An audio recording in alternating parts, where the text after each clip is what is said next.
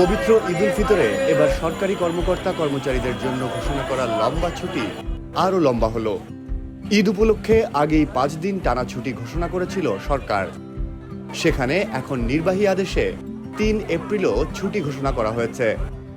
এর ফলে এবার 28 মার্চ থেকে আগামী 5 এপ্রিল পর্যন্ত টানা 9 দিন ছুটি পাচ্ছেন সরকারি কর্মকর্তা কর্মচারীরা।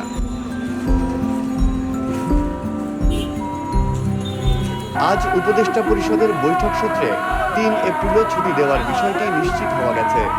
চাঁদ দেখা সাপেক্ষে 31 মার্চ পবিত্র ঈদ উল ফিতর হতে পারে। সম্ভাব্য এই তারিখ ধরে আগেই 5 দিনের ছুটির তারিখ নির্ধারণ করেছিল জনপ্রশাসন মন্ত্রণালয়।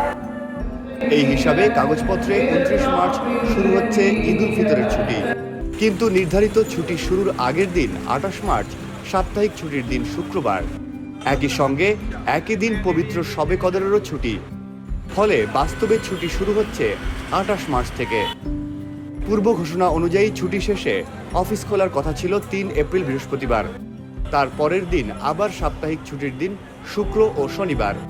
এখন 3 এপ্রিলও নির্বাহী আদেশে ছুটি হওয়ায় 28 মার্চ থেকে 5 এপ্রিল পর্যন্ত টানা 9 দিন ছুটি ভোগ করবেন সরকারি কর্মকর্তা কর্মচারীরা।